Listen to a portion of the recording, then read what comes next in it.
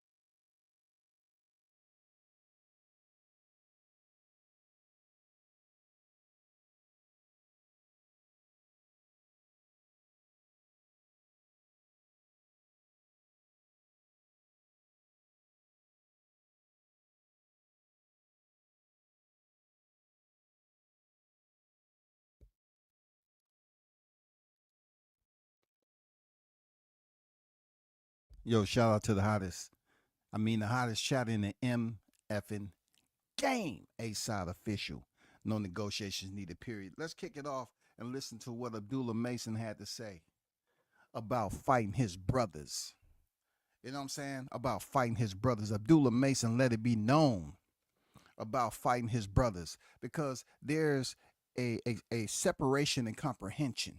You know what I'm saying? At the end of the day, we can lightly call another black man, a white man, or whatever their brother due to how personal of a connection, a relationship, friendship, or whatever you may have with that person. And then there's blood brothers, those who are born on the family tree. And you pretty much understand how that all works. But even with that said, there's a separate definition for brother. You know what I'm saying? And Abdullah strikes it right on the head when asked about will he, comparable to what we see out here and hear about Keyshawn Davis and Shakur Stevenson having a handshake. Abdullah Mason let it be known. Let's hear what he had to say. Seems like Shakur and Keyshawn got a handshake agreement. They'll never fight. Do you have any handshake agreements with anybody? The only people I never fight is my blood brothers. Enough said. Enough said. The only, listen to it again. I just can't play that one time. Listen to it again. Here's the best way I can ask you, Abdullah. It seems like Shakur and Keyshawn got a handshake agreement. They'll never fight. Do you have any handshake agreements with anybody? The only people I never fight is my blood brothers. Enough said. Enough said. The only people I would never fight is my blood brothers. Yes, you heard him. Blood brothers. Shout out to the Mason clan. Shout out to his father, man. He has a family dynamic like no other. I mean, just the fact he had all them boys and they're very respectful, professional, and walk around with like they've been raised correctly. For real. You have to say to yourself, damn, he should be giving tips. He should be giving tips, man. Not only that, but he closed down his store to go into a full-time boxing gym. You want to talk about sacrifice?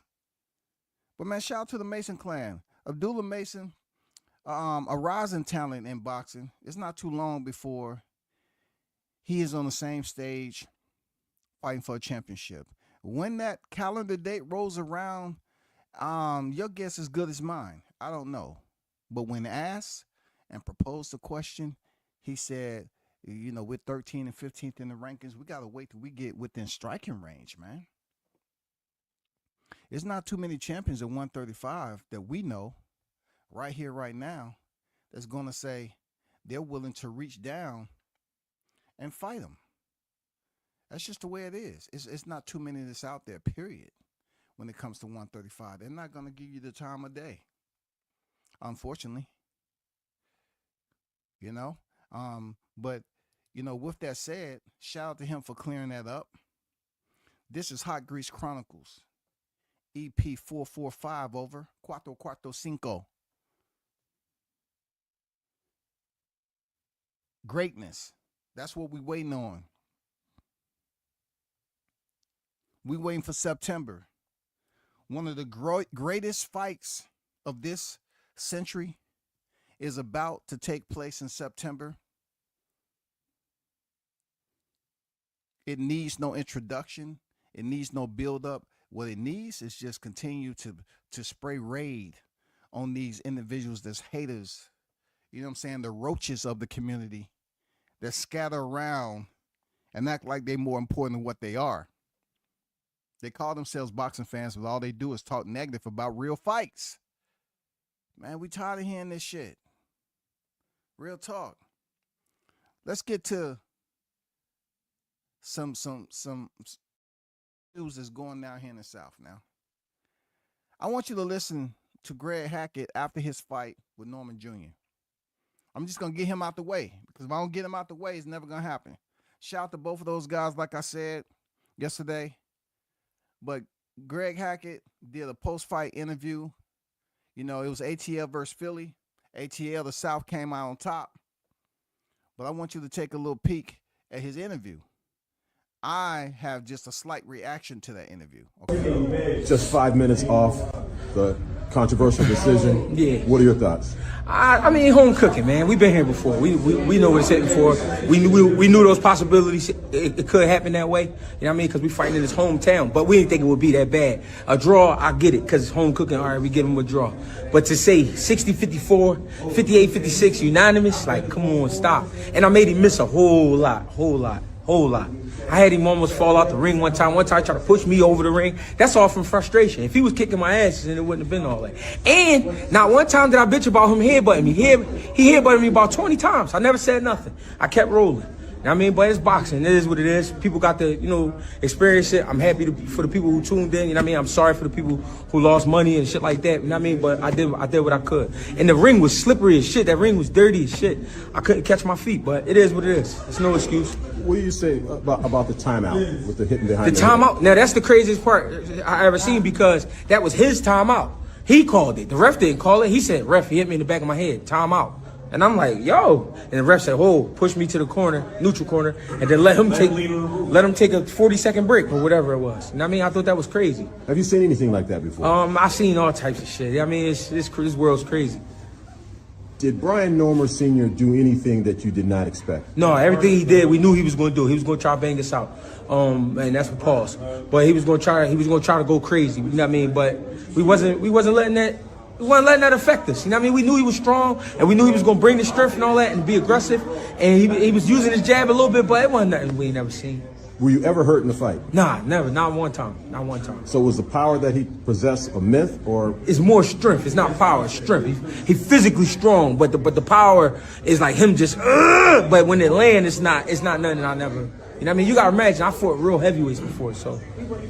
Did he do anything that mixed you up with you? He was a little more durable than I expected. I thought he would be gassed out after 3 rounds. You know what I mean? He was gassed, but because I couldn't catch my feet, I couldn't really put the shots on him like I wanted. But that's, like I said, it's no excuse. We in the ring. We doing what we gotta do. If there is a rematch, do you want it? Yeah, I don't care. I rumble. That's what I do. Would you want to see it in Philadelphia? Why wouldn't it be in Philadelphia? We gave him a shot in Atlanta. Give me a shot in Philly. But I don't think he want to come to Philly. You know what I mean? Philly is a hostile place. I understand. Not to take away, but I heard in the crowd people were talking about Boots. Yeah. They're talking about Brian Norman Jr., who Yeah. was in his ring. For sure. What do you have to say about that? I mean, Boots is probably one of the best fighters in the world right now, and I don't think Norman Jr. is interested in that fight with Boots. I think Boots, beat him up. I'll tell you, There's a lot of people watched the fight. It was a sold-out house. Great job. Yeah. I think a rematch is warranted. Yeah. What would you tell the people one more time about the rematch? I mean, hey, listen, one thing you know you're going to get with the fight is action. You know what I'm saying? But I guarantee this, you give me a better ring, I'll kick his ass. I just need a better ring. I couldn't get my feet set. I couldn't set my feet. It felt like I was sliding on ice. You know what I mean? But that's, you know, that's the game. It is what it is. Any parting words? I love all y'all, man. Thanks for tuning in.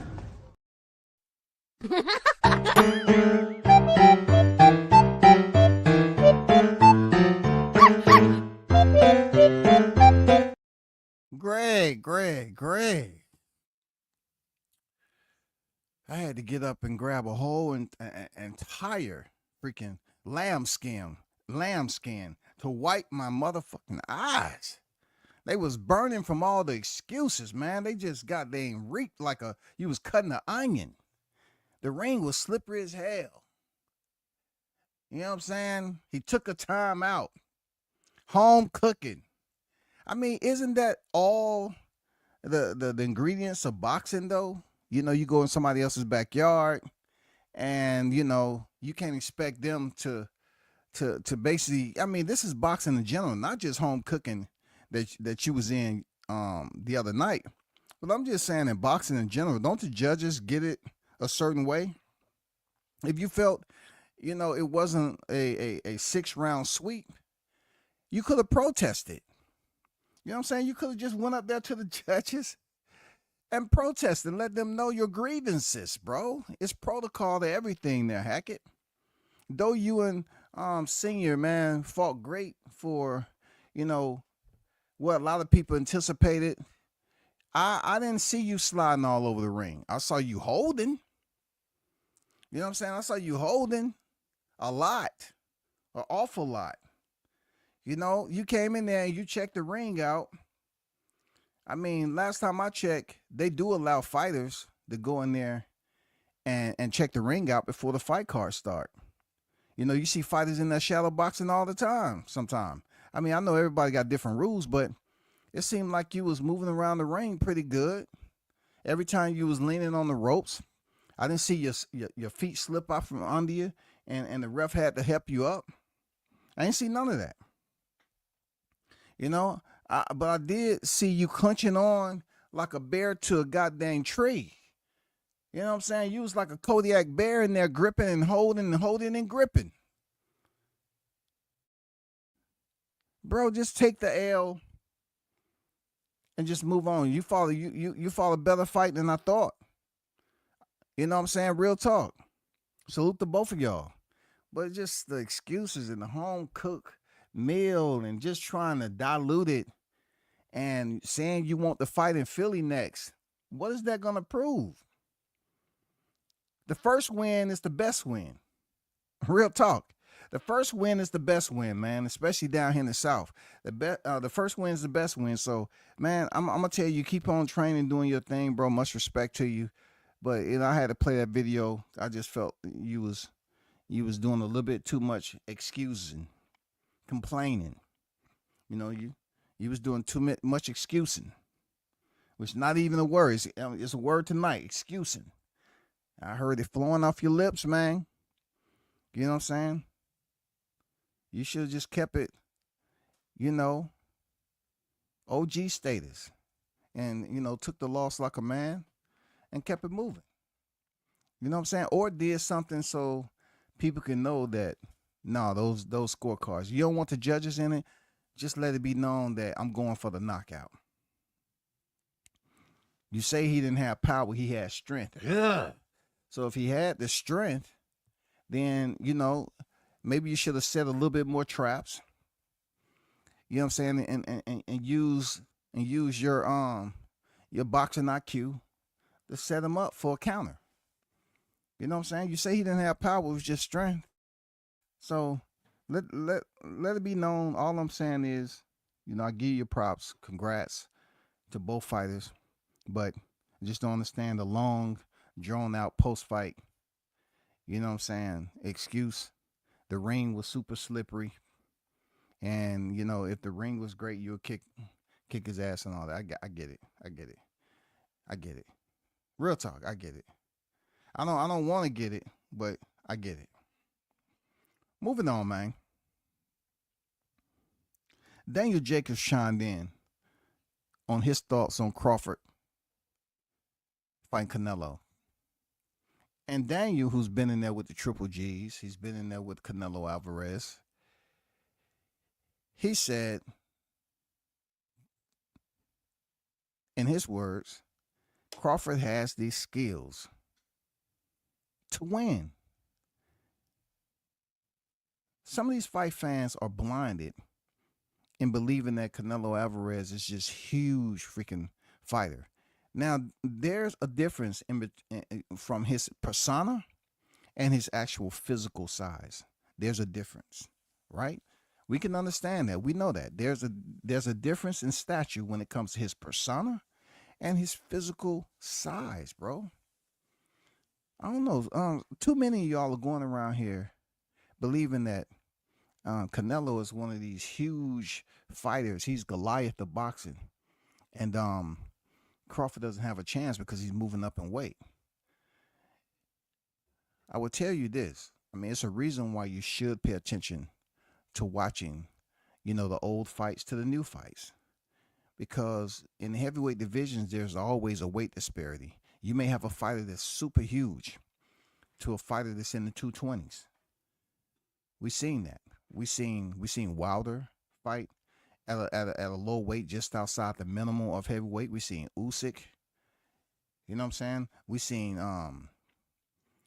even Daniel Dubois. We seen him come in at those lower weights. We seen Jarrell Miller compete over 300 pounds. So, you speak of the big George Foremans back in the day. I mean, heavyweight divisions always has separation in weight.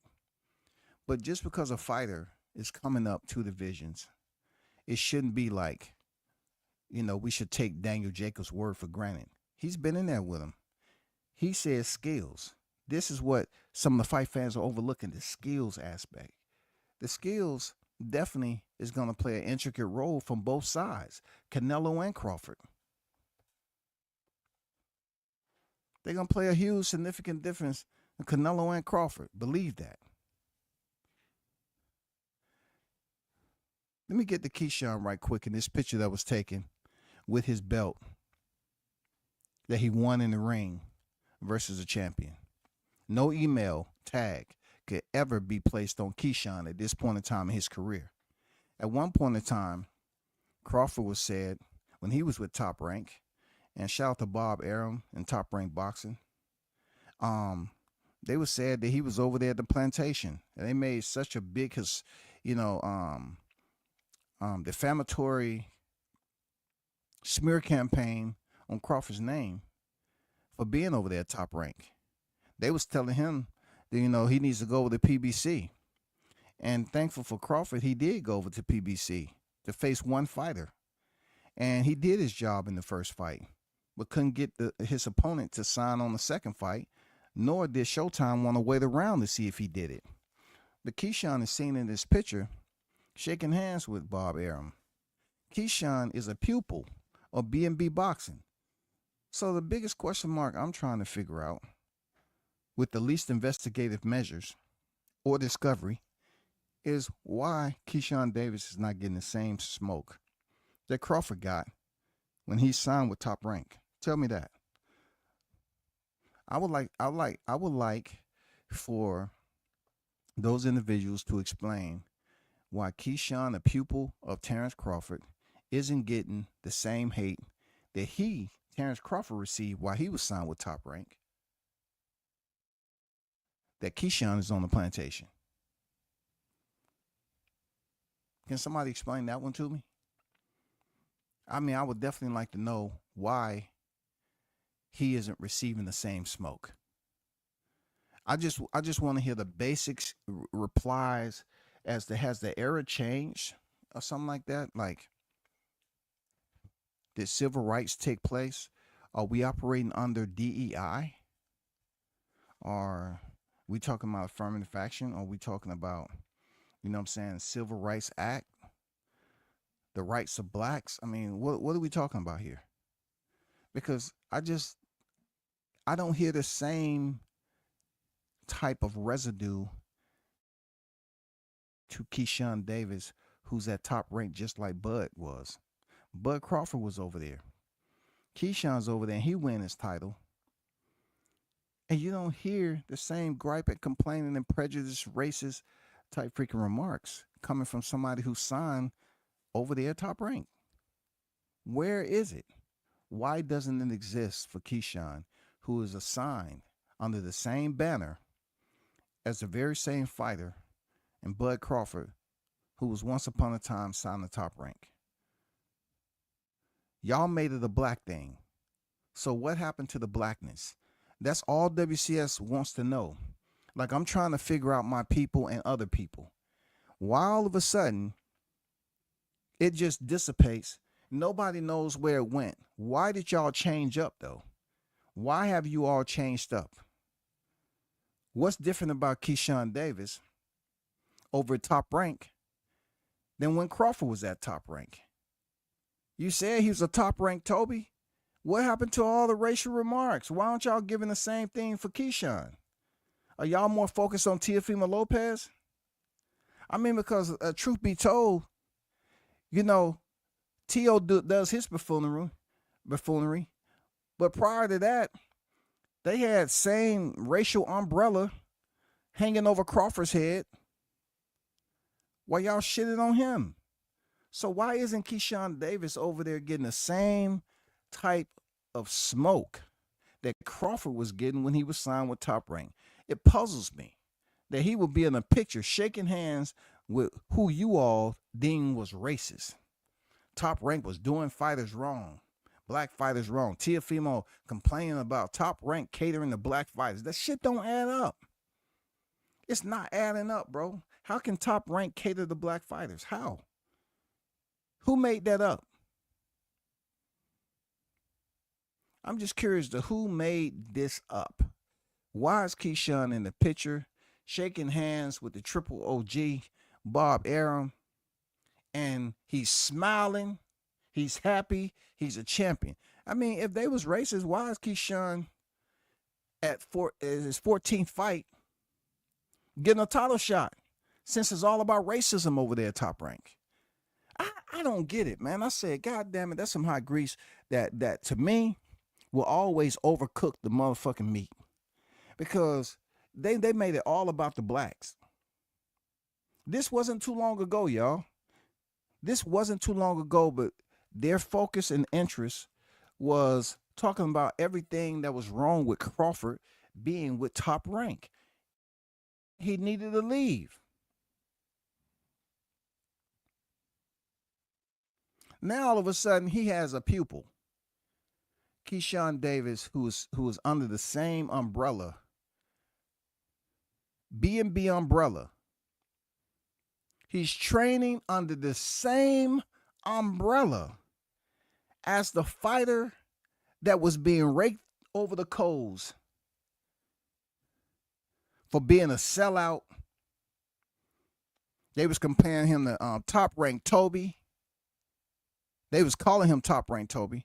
They was giving him all these derogatory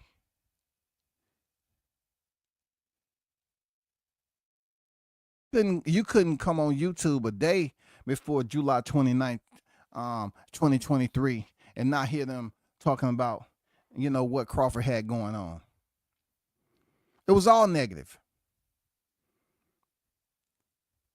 Then, not only that, when he had his final fight and they was asking him, are you re-signing with Top Rank? And Crawford said, if he couldn't make, you know, fight the fight while I was signed with him, I'm pretty sure he can't make it when I'm not signed with him.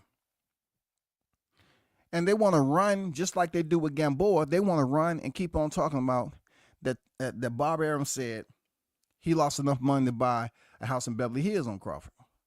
And then when Crawford leave, all the MTK Global shit went on, and people trying to figure out what's this, what's that, and the other. Then that they're in negotiation. So I'm not really trying to go into that rabbit hole when they actually, you know, Errol Spence finally scooped up the third belt because, of course, we know he heavy lifting to the point where he actually locked into the negotiation. It was out there. They started negotiating. You know, this is Crawford, right? That black dude from Omaha, right? He had already left Top Rank, if y'all remember. He had already left Top Rank.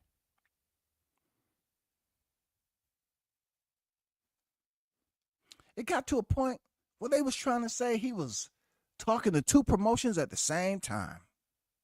You had these content creators on here trying to convince the people that, yeah, we was trying to make a deal with Crawford. We called them up and we said, hey, we just want to know if you want to come over here to BOK Prime and so we can get this fight.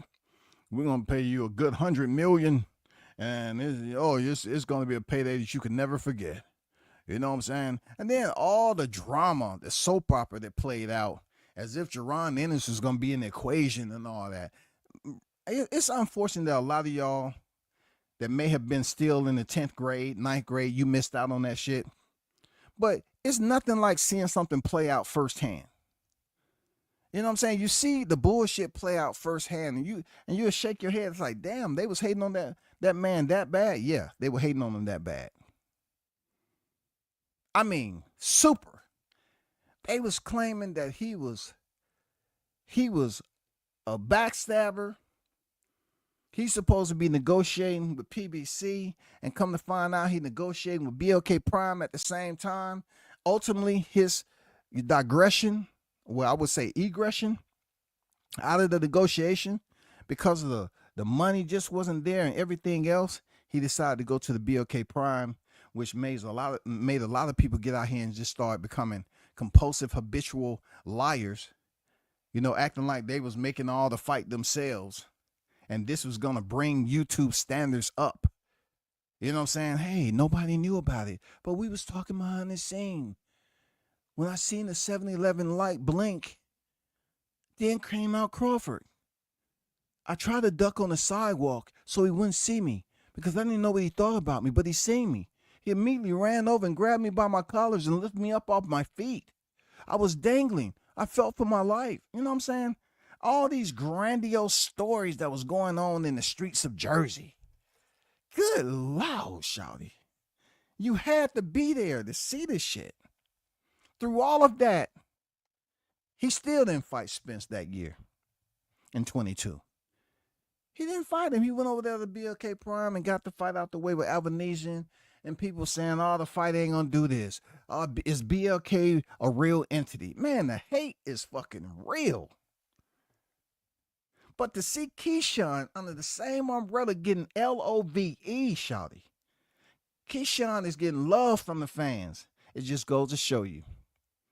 Cowards pick and choose on when they want to dress up. And sometimes you see them as they are, and they trying to be a good representation of themselves. Then the other times when they up to no good, you can expect their movement to be in the shadows. You talking about, you know the ones behind the dumpsters.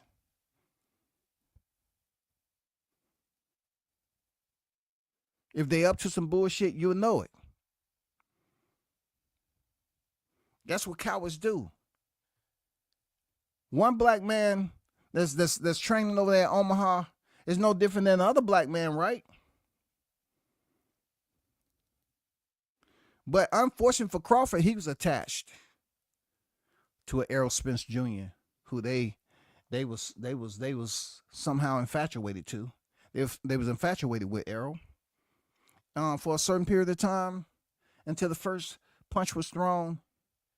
In the second round, they happened to be named the jab that put him down. And all the rest is history.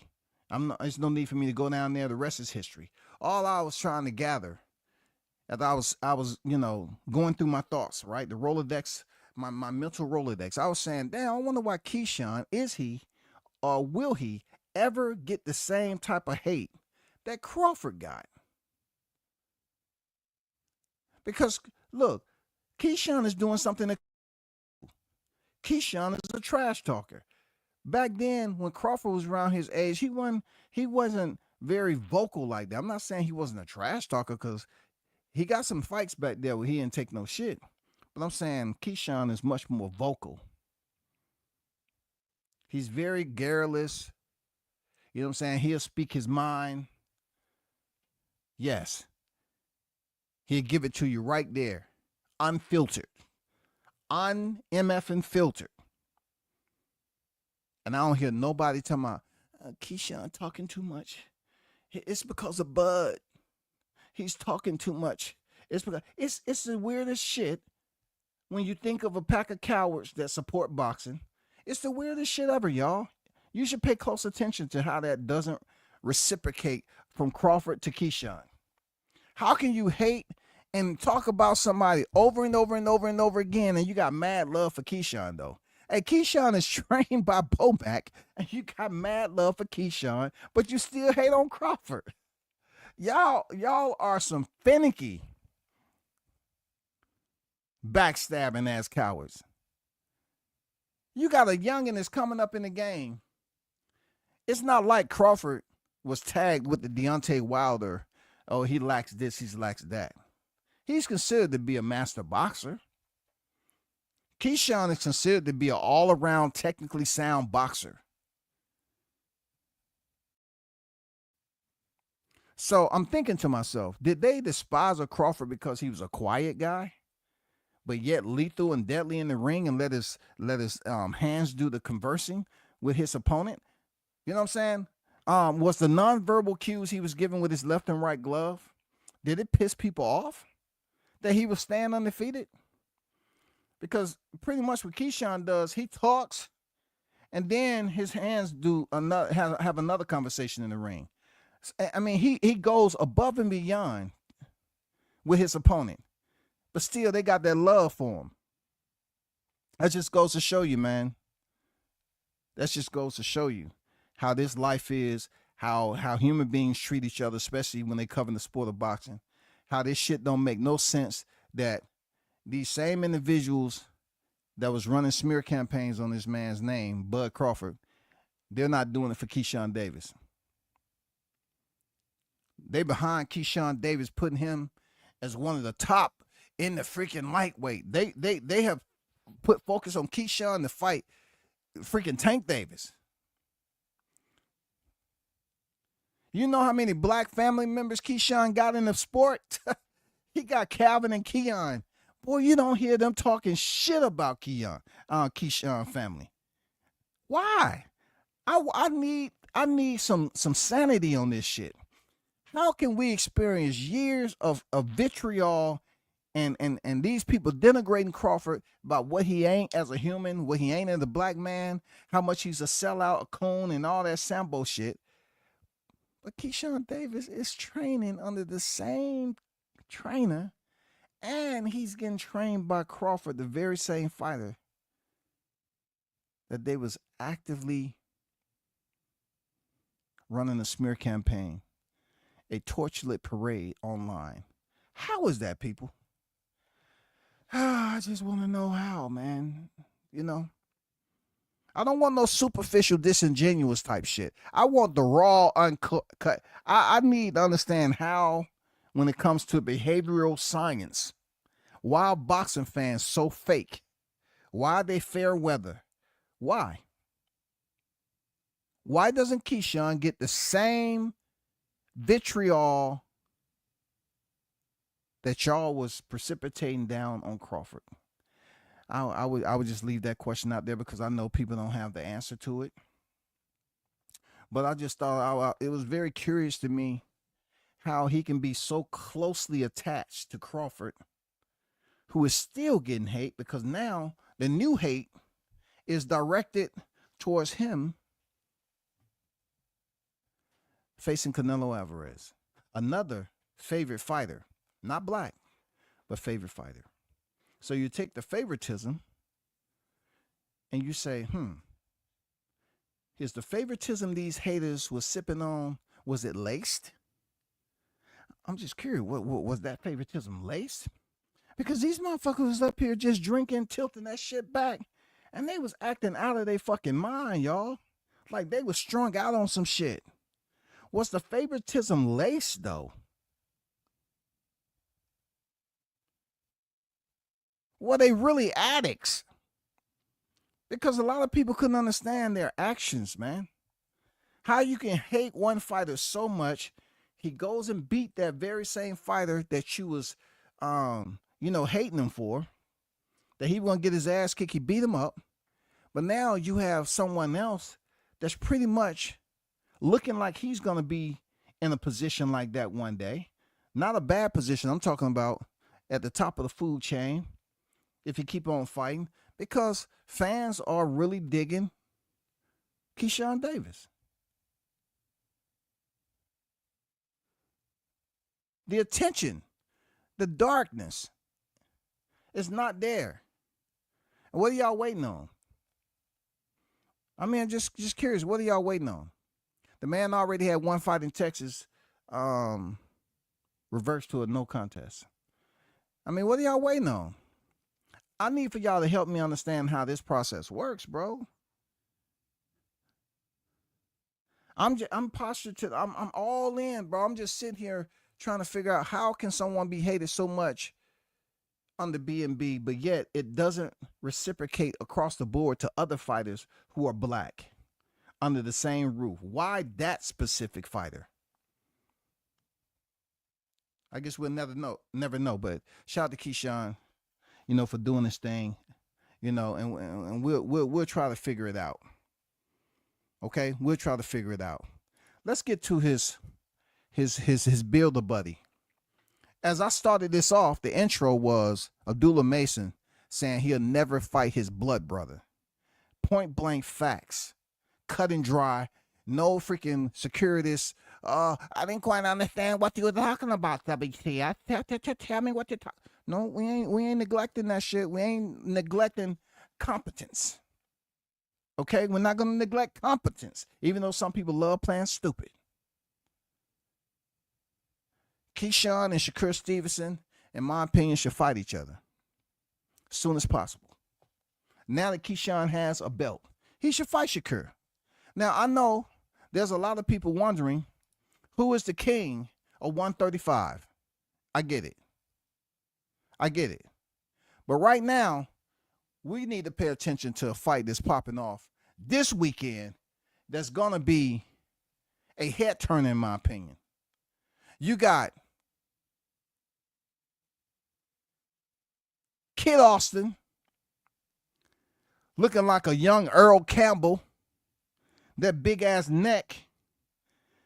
Kid Austin been working out, doing his strength and conditioning, goddammit. He looking like a young Herschel Walker. And then Shakur Stevenson, man, he just looked angry. He looked like he's angry, y'all. Like, is it the snacks? Is it a essay of the snack program? Is it causing him not to be as cheerful as he should be? Somebody explain to me why he's so mad. He's up there doing the first face-off in the room of the other fighters on the card, the main card. And they ask him about Kid Austin, and he's up there saying the same shit he said about Hitchens. I don't fuck with him. Man, come on. Somebody help this dude out with his PR. I'm tired of hearing you say the same shit, Shakur. I'm just tired of it, bro. Everybody you talk to, they all brothers, man. You mad. You used to be cool with Hitchens. Oh, I don't fuck with him for real. I don't. Look, when a nigga tell you, I don't really got no issues with old boy. I don't fuck with him for real. Man, come on, bro. They used to be all right with Hitchens, you ain't all right. And then you go up here, Floyd Schofield, you somebody who's not even on social media like that. And his response was, they call you Twitterson. I mean, if that wasn't the most slickest response in the most mature fashion, he just simply put, if you're mad at anything, you should be mad at yourself for being on X and entertaining all the negativity that comes your way. That's what you should be mad about. Because I'm not even on social media like that. If that wasn't a hook to the body, I don't know what it is. But I think, for real, at the beginning and the end, that Shakur Stevenson has other things going on in the head of his. I don't know why you're in a full contact sport, Shakur. I don't know why you're so mad. I mean, then you have a kid. Ain't you family on deck? Your family's on deck, bro. You still got your grandfather. You know what would be cool for me? To have a grandfather around, just a grandfather, bro. You have your grandfather with you that's still living.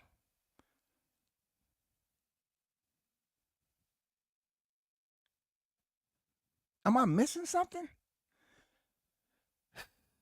Somebody explain to me what is going on with how he can never have a decent conversation with another grown young adult like himself when it comes to the sport. Everybody you got to be mad at, you had to turn heel against Jamel Herring, a person that you really walk with. You had to start fucking with him leading up to your fight. And I ain't gonna lie to you, that kind of, allowed me to digress from support because, I like Jamel Herring as a person. Cool dude, but that didn't mean shit to you. You felt that you can turn. That's what the crowd needed. And then after the fight, during the fight, you was trying to embarrass the man. And then after the fight, you thought that you was gonna go in the dressing room. See, it's different for Jamel because he's been in the Marines, so he's dealt with people from all walks of life. Even though Shakur was an Olympian, he hasn't dealt with people from all walks of life. We're not talking about going to spar and fighting everybody. No, we're talking about organizational structure, having a job, having tasks that you have to complete, employment. His people skills is terrible. And they didn't used to be like that. I'm going to be honest. Shakur didn't used to be like that. I give him the benefit of the doubt. Cool cat. I think in some cases he may be cool to certain people. But he didn't used to be this way.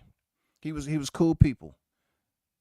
But now it just seems like, man, it's not like the dude is an ugly dude, man.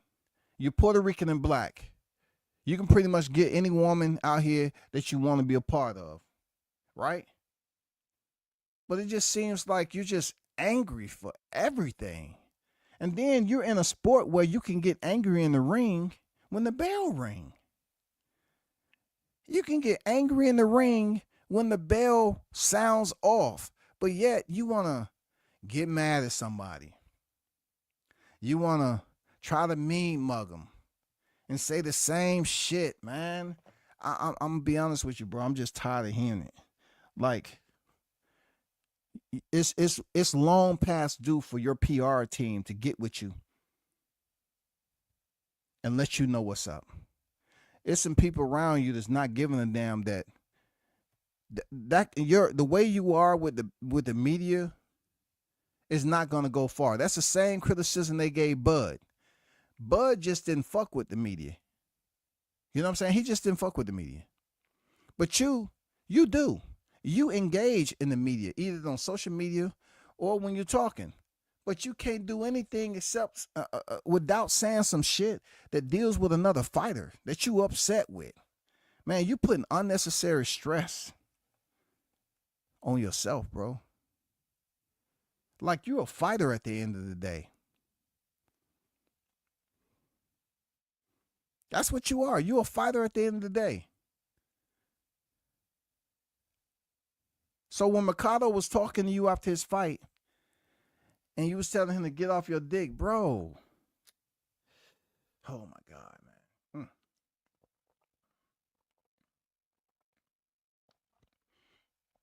I don't know, bro. I don't know. I got mad respect for Shakur. I do, because he take care of a lot of people.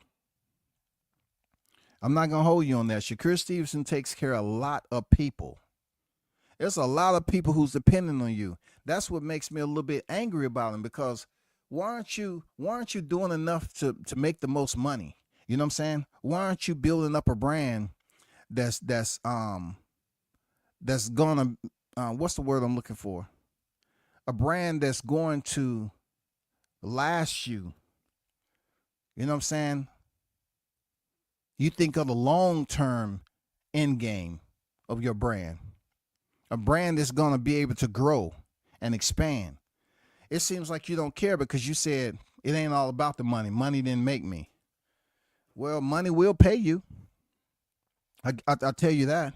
And I know you take care of a lot of people. You did a lot of honorable things for your family. So I'm saying, why are you trying to be so hard like you want to be a hip-hop artist? Nigga, if you want to freaking rap, be a rapper over there, dog. Give up boxing and be a rapper. If you want to tap Thug Life on your chest, go ahead and do it. But you're in there with your compeers who are boxers, and they throw punches just like you, and they getting hit in the head like you, bro.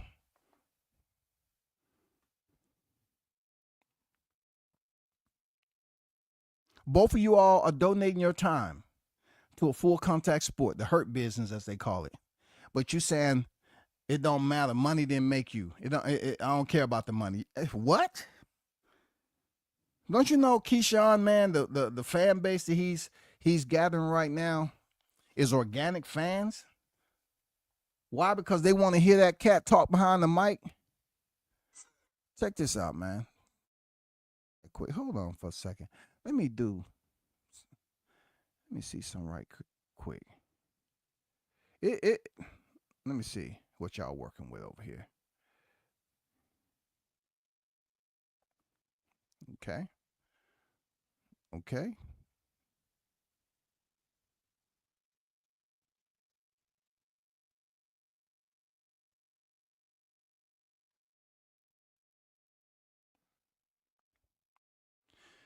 Now check this out, people. Keyshawn has 321K followers on IG. And you know, goddamn it, I've been on social media too long to even give a damn about this shit. But I'm doing a comparison right now as to prove my point, right? So Keyshawn just came off a fight. He has 321K, right? Shakur Stevenson has 1.2 million. Look, not even in the same ballpark right now. But you wouldn't know that when it comes to being out here in front of the camera, bro. The way the fans have chosen to put the blanket of criticism over Shakur. And then when it comes to Keyshawn, he's up here coming in a suit, just a little ice. You know what I'm saying? Getting a different haircut. It's all about business with him. But you see Shakur with a hoodie on, with a scully on. Like, dude, what is going on? Somebody please see what's going on with this man, bro, because the weekend's coming up, man. And I'm not saying he's affected psychologically. Who am I to give a false prognosis like that? But based off what I'm witnessing, my observations, I'm just looking at Shakur as a person that's always in a hoodie and a sweat top. And you want to build your brand like that? Now you thinking the savior is Turki Al-Sheikh? That isn't a savior. Turki Al-Sheikh is just going to pay you the money that you have earned being on his fight card. That's it. But when it comes to being promotable, when it comes to representation of someone's actual brand, who do you think they're going to take, Shakur? They're going to take you or they're going to take Keyshawn Davis? Obviously, people are more willing to want to hear what Keyshawn Davis said because he don't say the same thing all the time. But you got Floyd Schofield, Kid Austin in your optics this weekend. And you're trying to come off to this dude like, I don't get it, bro. Like, somebody answer the question. Like, what is Shakur mad at that Kid Austin haven't seen? You think Kid Austin being a boxer himself, he hasn't seen another man be upset? Like, you ain't scaring nobody. Just go up there and promote the fight. Talk some sense that people want to hear. You are redundant right now. And the reason why I'm talking to you is just to wake you up. It's no hate, bro. It's no hate, but you too immature to figure that shit out, bro. You would get mad at somebody like me for saying that you and Keyshawn should fight and talk about brotherhood. Yeah, I understand the brotherhood. I had my brothers that I served with and those who passed away too in the service. I had some brotherhood out of the service. I get it. But also, as a business, you act like, Shakur, you act like you can't do the exact same thing you did to Jamel Herring. Ain't that what you did to Jamel Herring? You went in there, turned heel, went in there and beat him up, fought him, and then came back around and y'all cool now. You was on this podcast. And they think I'd just be up here talking. Did I just give you the most perfect example possible, Shakur? You did the exact same thing with Jamel Herring. So why you can't do it with Keyshawn? I mean, why you can't do it with your so-called verbal brother? But all I'm going to say, man, you got a tough-ass fight in there this weekend. I think it's a lot of these cats that if it's a knock that I have on Keyshawn, his brother, especially his brother Keon, is the fact that they call that man trash. They call him trash. And Keon, he just came on the scene. He's 2-0 now. But you have no room to call another fighter trash. For real. Because we all know Kid Austin would give Keon the business. I'm just keeping it all the way uncut. Facts. He would give you the business.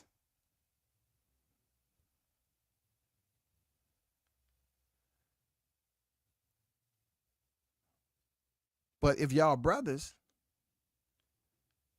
maybe I can ask you this, Keyshawn. Why don't you talk to your brother Shakur if he'll listen to you? If he's a listen to, since you all was, helping each other out through those down times. You know what I'm saying? The downtime that you had in your life where you was trying to, wipe away all the fog. You know what I'm saying? You was trying to get a clear path to see what your direction is, right? Yeah, Keyshawn, why don't you talk to Shakur Stevenson and tell him that he about to be 30 years old sometime up the road if he ain't already. He's going to be there soon. And when it's time to hang up the gloves, we want to see him hang up the gloves and don't come back. We don't want him to hang up the gloves and then 2 years later, he got to return. Because he don't give me no indication that he's trying to get sponsorships. He don't give no indication that he's trying to expand and be on movies or anything. He don't give me any of that, shawty. But Keyshawn do.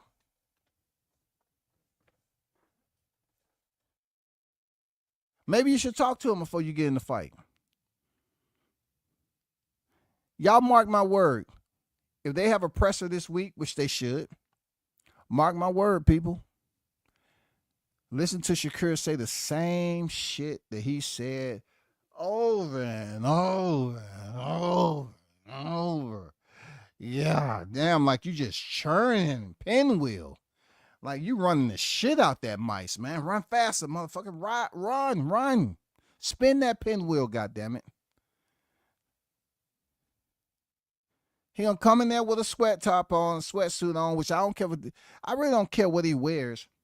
It's just, man, when a person's wearing a sweatsuit all the time, you're not trying to be promotable. You don't want somebody like Bud Light, or you don't want any brand.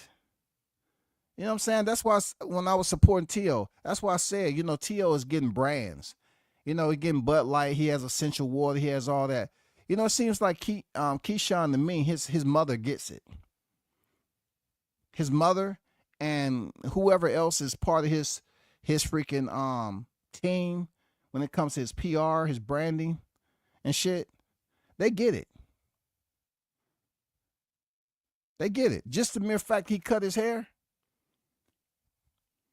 he's all about the branding. But Shakur, I don't know what's going on. He gonna get in the press conference and say the same shit he said already when they was all in the same room. All the fighters that was on the main card damn near. He gonna say the same shit? I mean, we don't want to hear, oh, you're going to knock somebody out here. I'm going to fuck him up. I'm going to knock somebody out. I'm going to fuck him up. I'm going to knock somebody out. I'm going to fuck him up. I'm going to knock him out. I'm going to fuck him up. I'm going to knock him out. I'm going to fuck him up. I'm going to knock him out. I'm going to fuck him up. I'm going to knock. Man, the same shit, man. I don't mean to be trying. I'm not trying to be an asshole, for real. I'm not. But, you know, I look at some of these meet and greets on X, and they're all full of fighters. You know what I'm saying? They're all full of fighters, bro.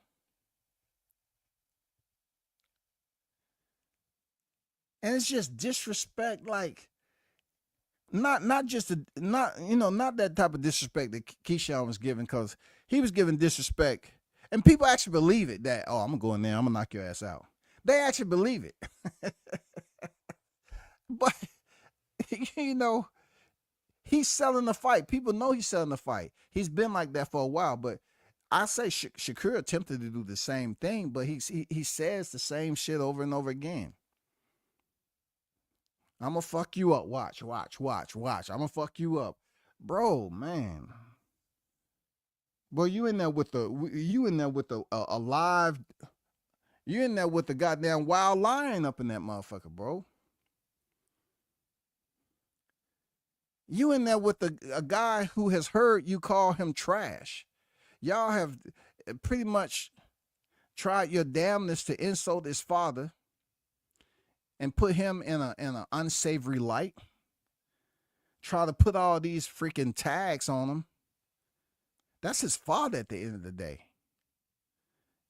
And y'all want to talk about black love, black unity and all that, but imagine being in Schofield's position, where, you know, he has a very outspoken father, one that has been with him for the longest of time. You know what I'm saying? Especially in the boxing game, one who's went through the freaking adversities with him. I mean, that builds up thick layers on a fighter. And Shakur's had his, you know, his adversities also. But when you call another black man trash as a fighter, and he's undefeated just like you, you might be in for one that you weren't expecting this weekend, buddy. I'm just putting it out there. I got to ask those in the chat. Who do you think win? You know what I'm saying? Who do you think win this fight, period? Is it going to be an upset, or is it going to be something that Shakur proves to us that he's levels above Kid Austin, and he's going to get the job done in dominating fashion like his brother, Keyshawn Davis? You know what I'm saying? What y'all think? Shout out to everyone that's in the chat. Salute to y'all. Shout out to Blue in the building. I see you. Samad in the building. Blessings to you, brother. Toby Bartlett, Mr. International on deck. Salute to you. The OG Bruce Gas Boxing Jazz on deck. Got Kid Austin shown as the A side. Hey, man. Don't read too much into it. Hey, man, don't read too much into it, that left to right shit, man. Don't read too much into it. You know, some people, they say the alphabet from Z to A, dog. You know what I'm saying? Or they switch it. The A is in the place of the Z, and Z is in the place of the A. You can do it in reverse, man, as long as you get all of them. I can put my right hand up and say A, B, C. I'm doing it for the right, man. Don't read into it, man. You know what I'm saying? I just made the thumbnail. You have very good attention to detail, though. But I just made the thumbnail, man. That's all. No intent. So we got 1-0 already, Kid Austin. I'm telling you, man, Kid Austin, man, got some of the best training videos. You know, he has shown that he's willing to take risks and go in there and get dirty. You know what I'm saying? Go get into the battle. Go towards tyranny. He tell me he's that dude, bro. He ain't scared to go in there and knuckle up. You know what I'm saying? He showed that. Even though it might be a bit reckless when it comes down to the strategy, he's shown that he has no problem knuckling up. I just hope Kid Austin don't get a cut on his face early, and he has to deal with that shit like Tim Tszyu. Because the fight going to be dirty, man. There's going to be some dirtiness in there. And Schofield's going to have to play dirty right back, too. Both fighters going to have to play dirty if they can play dirty. Collins on deck. What's good with it, man? He been around Lil J.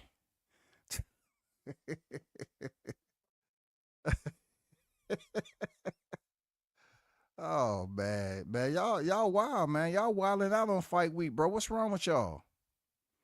Y'all wilding, man, for real. Shout out to Pim on deck, man. I see you. What it do? What it do? Hey, Pim, who you got winning this fight, man?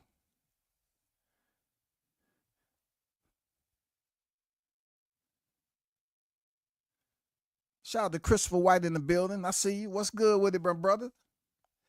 What it do, man? I'm not talking. Look.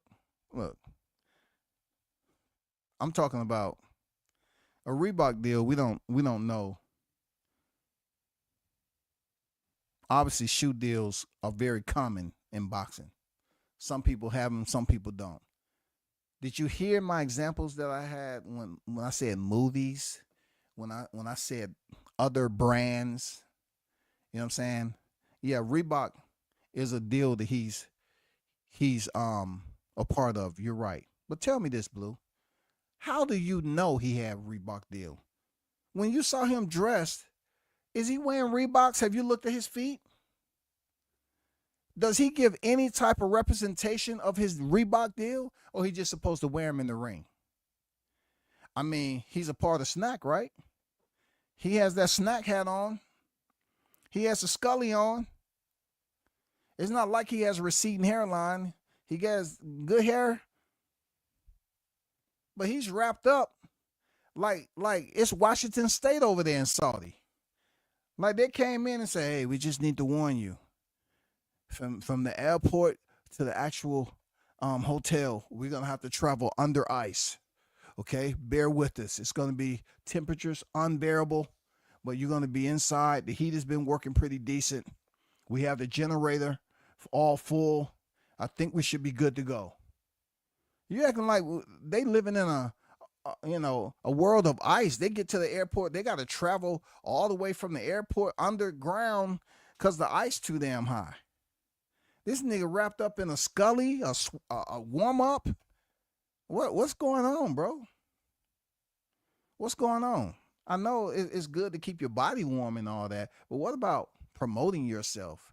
What is he gonna wear at the presser this week? Is it gonna be something presentable?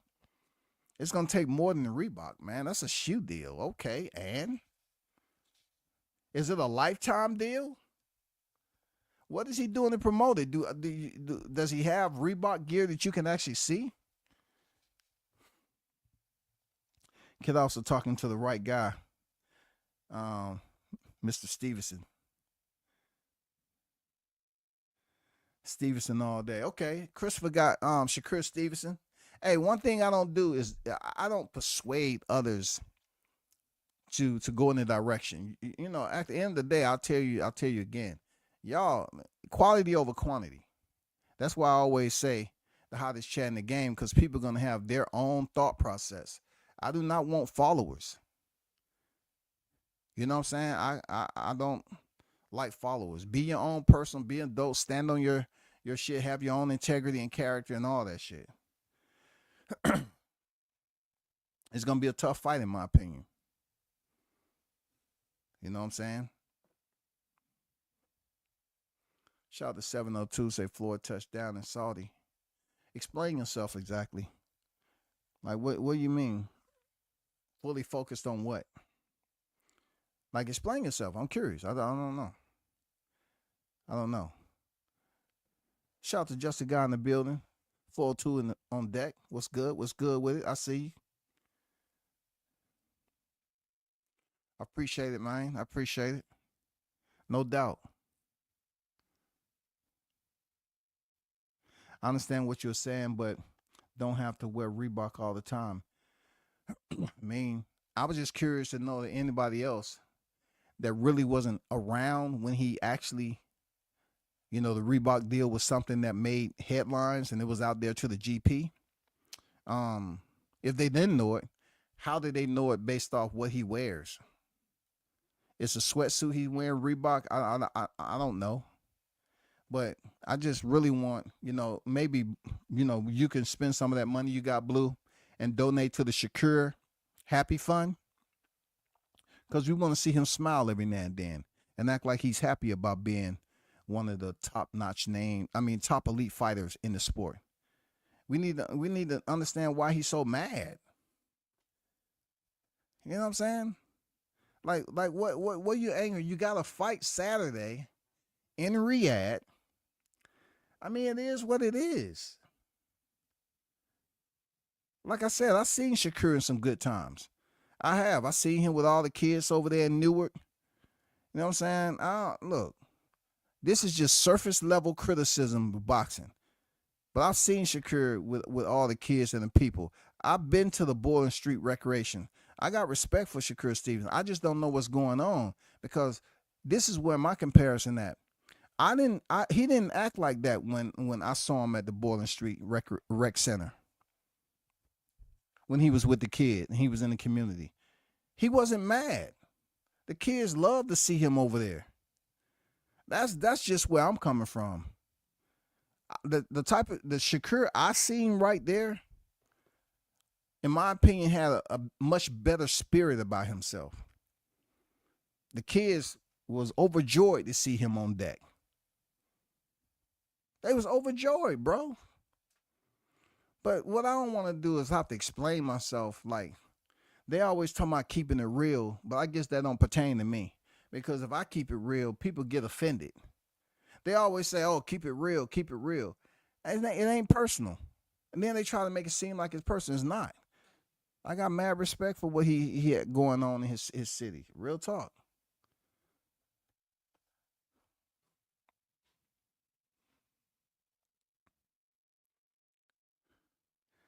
I heard him in an interview said they touched down last week and are acclimated. He also stayed at Shakur over in London and hasn't arrived yet. This could be a tremendous factor. All right, appreciate that info, 702. I appreciate that's what I'm talking about, some QOT. You know what I'm saying? Shout out to that. Now, I don't know how true that is, 702, to be honest, because it was an interview that they had a round circle, a round table. They had a round table, and Shakur was there. And this is what I seen today. So he has to be on deck in Saudi for them to do the interview, unless they was all over there. I know he's not gonna get to Saudi and then go back over there. Like, I don't know, man. I don't know. I might be missing something though. I don't know. I might be missing something. Why would he still be over there? Why would he be in London? Doing what exactly? Please. I'm all about getting educated. Why would he still be over there? I don't remember hearing about him having a Reebok deal. Yes, he got a Reebok deal. That I know. Blue is not lying about that. That we know. It was public information. But the UFC had one. Yeah, the UFC did have one before Venom. You're right. Absolutely. I mean, Reebok has left the UFC a while ago. They've been with Venom for a long time now. I heard about him having a Prime Energy deal, and I think he has a WWE deal too. So if Shakur Stevenson has a WWE deal, what exactly? A Prime Energy drink. That's plenty of fighters who've been wearing the Prime necklace. Crawford been wearing the Prime necklace. I wonder what type of deal it is, though. What I mean by sponsorship, I'm not talking about what every fighter has as if it's a pack of bubble gum. Yeah, and there's a lot of fighters who say, okay, just prime example, Monster Energy drink. You remember in the UFC, they used to have fighters holding up the Monster Energy can and acting like they taking a drink of it. And then, that was phased out due to their religious beliefs. And you saw the Paul brothers come in with Prime, and that hit the surface. They was talking about it a lot. So you see fighters wore the Prime chain. I said necklace, the Prime chain, and the freaking, had a can of Prime. I don't know what type of money is that bringing in. I'm talking about the main sponsorships like Ryan had. Ryan had some sponsorships. You know what I'm saying? He was with Gatorade, I believe, Powerade or whatever, one of them. Some of them high-end clothes. I mean, he had some crazy sponsorships. He'll get them back. He'll get them back. They really don't care about, when it comes down to the racism, they'll put their foot down just a little bit and then they'll come back through. You know what I'm saying? They'll come back through. They say, hey, all you got to do, once he beat Rolly Romero and people up here trying to hype it up like he ain't never been an interim champion, I'm going to be out here talking about, man, that's cool. Ryan's been a 2-time interim champion. That's cool. That's really cool. Or are they fighting for a Reggie belt? Are they fighting for a Reggie belt? What is Rolly Romero and Ryan Garcia fighting for? Are they fighting for an interim championship or a Reggie belt? Because that, my friends, when Ryan get that championship, boy, he gonna be up there like he was when he won that interim title.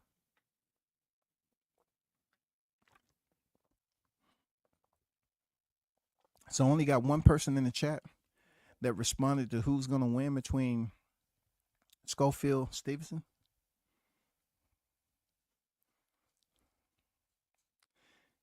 It's fight week. No time for games. He's locked in. Let's go. Bud is the same way. All right. We know Blue is a fan of Shakur. You know what I'm saying? With Logan Paul, with Prime, he's with WWE. That basically means that they get T-shirts printed up anytime WWE come to their hometown and they make an appearance. It doesn't mean he's a wrestler. No. Come on now. Come on, Shakur being a wrestler? He's not I Show Speed, okay? They spear Shakur Stevenson, he's breaking in half. That guy who picked up I Show Speed, they would have had to have two guys pick up both pieces, the upper torso and the lower torso of Shakur, and toss him out. And then, toss him on the table. No. I grew up watching wrestling. I pretty much understand what you said, but thanks for clarification. All I was saying is, how do we know he's with the WWE? How? You don't see it on his gear. I don't know what sponsorship is that. They come to his hometown and make a guest appearance. There's plenty of boxers who make guest appearance on WWE, but that doesn't mean the check is incredible. But who y'all think's winning? Who do y'all believe? But great point, though. Appreciate the point. Great point. Shout out to the Queen Jessica in the building. I see you. What's good?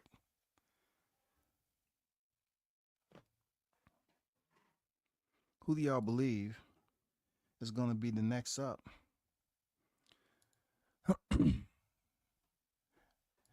This is going to be tough. I think this is going to be a tougher fight than what people give credit for. You know what I'm saying? What about this right here? This is my next fight that I have invested. This fight right here. Who do y'all think is winning between Virgil Ortiz and Israel Madrimov, a.k.a. better known as Madrimov? This is going to be a fight that I believe that should live up to the hype. This should live up to the hype. Madrimov's coming off a loss to Crawford. Virgil Ortiz is coming off a win over a controversial win over Boychuk. I mean, this is an incredible freaking matchup right here. Incredible matchup. Who do y'all think's winning this fight? Please, let me know. I would like to know, what do you think and who you think is winning this fight? WCS would like to know your thoughts. I'm putting the thumbnails up there now. You got Adames and you got Shiraz. Who's your pick? Put it in the chat, please, for the replay. This is fight week, y'all. This is fight week. Put it in the chat. Put it in the chat, man. I would definitely like to know. You know what I mean? I would like to know your thoughts on who's winning these matchups.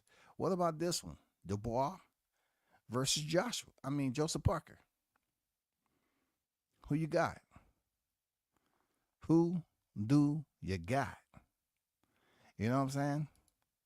What about this? The main event. Arthur Beterbiev and Beterbiev. All the same man. Going in there against Dmitry Bivol in a rematch. Beterbiev is the reigning, defending light heavyweight world champion. Hey, Bivol is returning for part 2 to try to unseat Beterbiev and make this into a trilogy, y'all.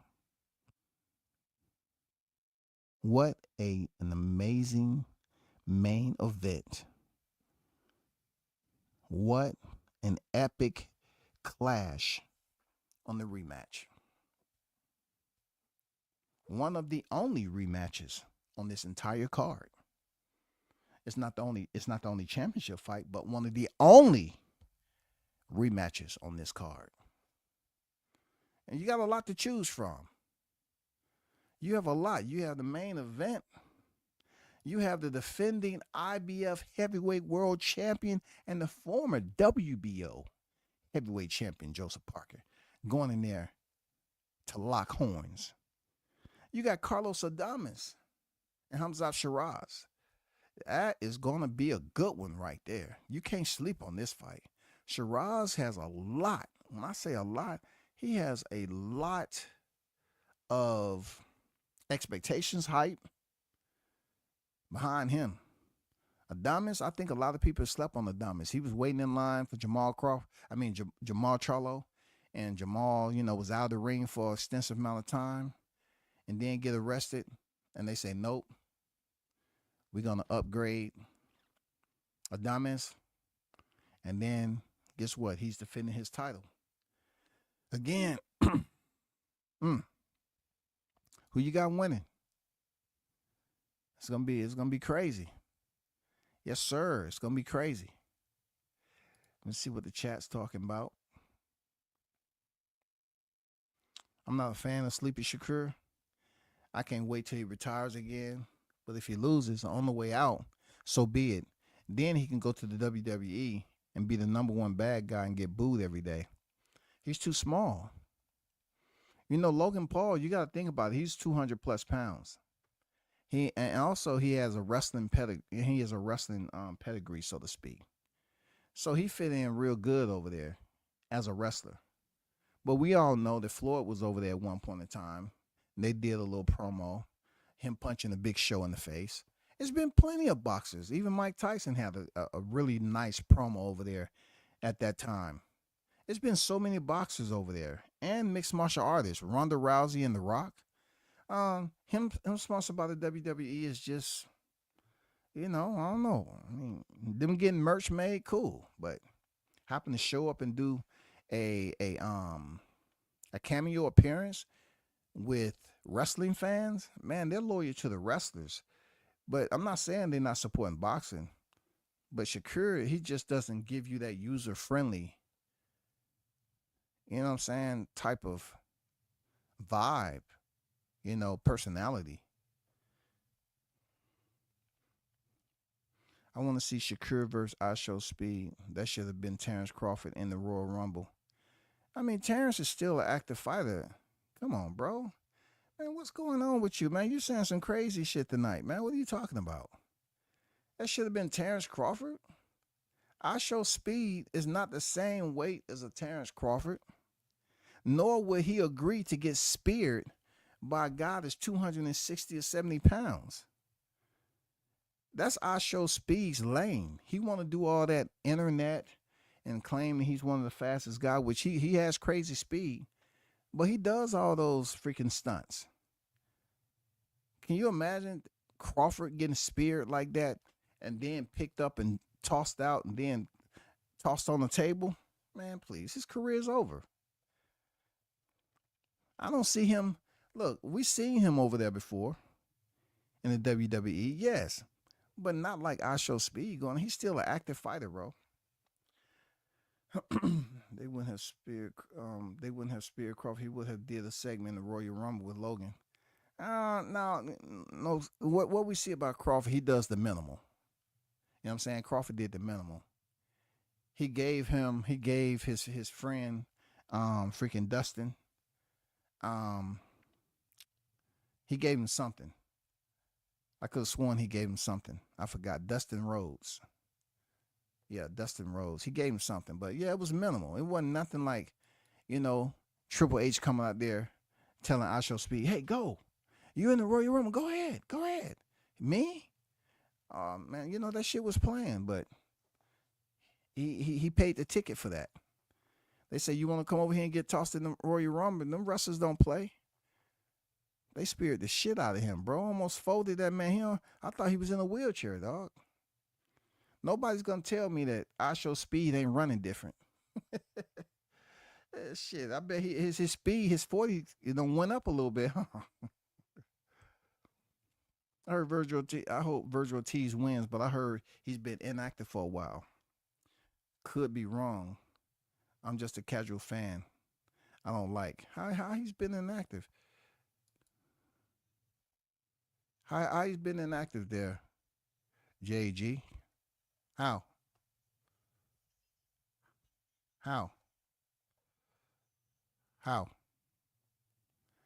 You saw him fight Boychuk, right?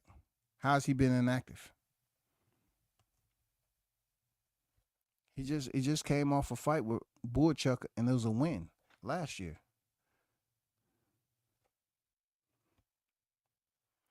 His last fight was August 2024. He's about to step in here in February. You're talking about September, October, November, December, January. It's just sitting at right 5.5 months. That's not long at all. You know what I'm saying? That's pretty, easy layoff, to be honest.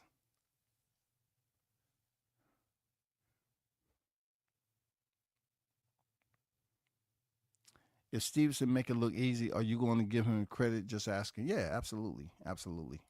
I mean, I don't think I've extracted credit from him going in there with Schofield. Me talking about his personality is not giving him credit. Like,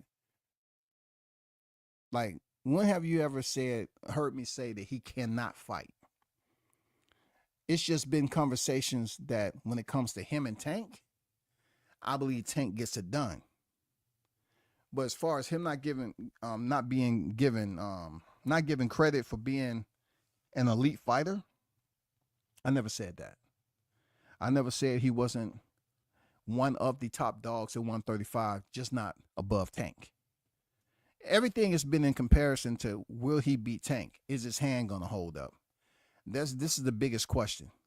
So it'll be easy for me to give him credit if he beats Schofield because, I mean, that's what he's supposed to do.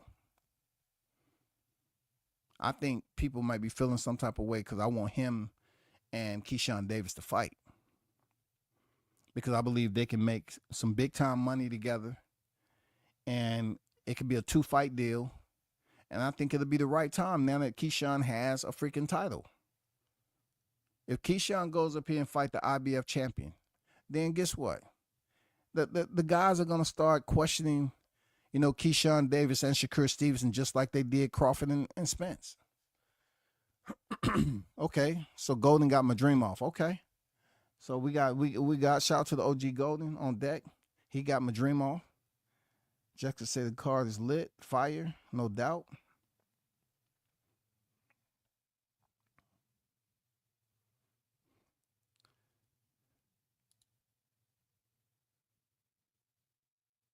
These are very hard to call, and that's a good thing. Yeah, for sure, for sure. I agree. I agree. But you know, Schofield has picked up a lot of traction over the last couple of. You know what I'm saying? He's picked up a lot of traction, bro. With his fight coming up with Shakur, he's picked up a lot of traction. On the main event, I don't care who wins. I watched the last match and it was super close. I thought it was a draw, but I don't know how to judge. It looked like it should have been a draw to me. So you're saying on the main event, I don't care who wins. If it was a draw last time, then you should care who gets the win now, so it can be definitive, straight to the point, cut and dry, no doubt. I got Dubois over Parker, but you know how heavyweights go. Okay. Dubois is on the roll. Dubois is on the roll right now. Joseph Parker, he looked good against Wilder. He did have some hiccups before that nobody loves talking about. They just want to talk about how he made Wilder look. I get it. I get it. Y'all still want to hate on Wilder. I get it.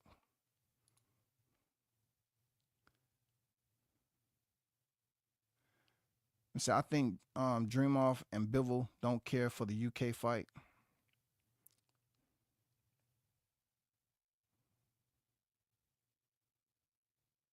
Why?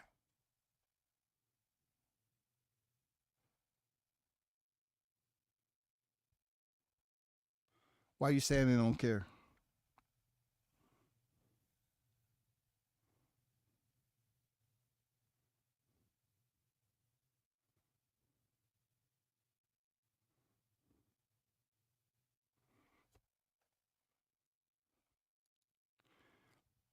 Why you say they don't care? Shout out to Bill's Boot Camp in the building.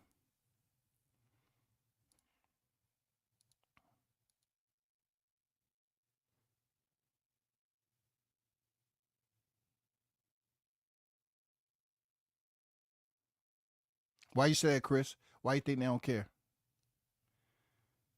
Yeah, Cody Rhodes. Yep. People that go to the WWE have a huge visibility. I mean, I haven't seen Shakur over there. Last boxer I seen over there was Crawford. When his guy Dustin Rhodes was Cody Rhodes. Cody Rhodes was over there. That's the only time I haven't seen Shakur over there at all. I mean, I haven't seen him over there promoting nothing. Shout out to Mike in the building. What's good? The boy last fight I saw it, and he looked super, super focused. I'm a fan. Hope he wins. Keeps winning. I mean, he fought Anthony Joshua. I mean, he better be super focused. Because if Joshua would have beat him, this fight wouldn't have been on the table, and that would have been another check lost. You know what I'm saying? That would have been a check lost. Dubois is still young in the game. He's been in there with some heavy hitters already. Joshua, Usyk. He stepped in there with Parker. He's been in there with Jarrell Miller. He's been in there with Philippe Perkovic, a once upon a time heavyweight contender.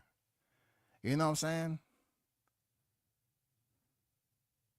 I mean, he's on a roll right now. He is on a roll, man.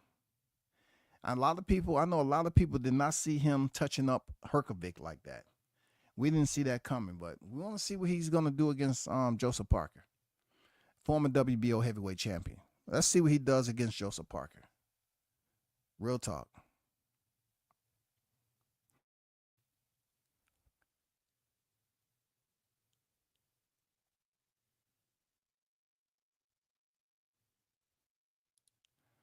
I have him beating Tank. You have who beating Tank? Who you have beating Tank? Baturbiev or something? Who you got beating Tank? Adames, Shiraz? Who we talking about exactly? Landy Laura, Jamal Charlo. Who? Gilberto Ramirez or something like that. Jai Opathaya being Tank. It can't be nobody at 135. And let's be honest and clear with ourselves. It can't be anybody at 135.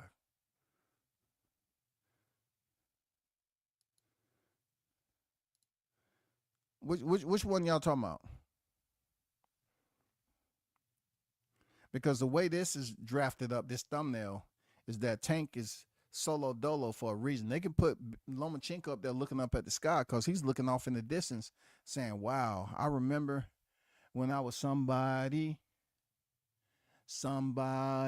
I remember when I was somebody. I remember when I used to be somebody. Yeah, that's what Lomachenko looking at. Keyshawn looking at Tank backflipping off the top rope. Say, God damn it, one day I want to do that. One day I want to do that. I want to backflip off the top rope like El Chin Checker. You know? And then Shakur, they just put him up there smiling because he always looking mean and shit. He's not really thinking about anything. And you know, Tank is up there smiling because he's the king of the division. That's a king smile right there. Hey man, ain't none of these cats beat me, man. Come on, man. Stop it, man. Come on, man. What, man? Come on, man. But I'm not gonna get knee deep into it today. Hope everybody enjoyed their Sunday. I don't care who wins out of Daniel and Parker. I want Dubois to be able to keep his reign going so he can possibly step back in there with Usyk. You know, that'd be good. That'd be good for Dubois. Being he's faced adversity, they was just calling him a quitter. You know what I'm saying? I mean, I'm happy for the youngin. And his sister out there winning too. She's a champion. You know what I'm saying? The Dubois don't get enough airplay like the Fundoras. You know what I'm saying? They don't get enough airplay. But, you know, shout out to the Dubois, man. Keep doing your thing. But I will leave you with this. Shout out to the hottest chat in the MF and game. It's fight week, February 22nd. It's this weekend. And it's going to be crazy, man. There will be smiles. And then there will be tears. Okay? I hope everybody get strong, breathe. You know what I'm saying? And support the fighter that you see fit. Don't be persuaded by me. Until next time, man, y'all hold it down. Peace.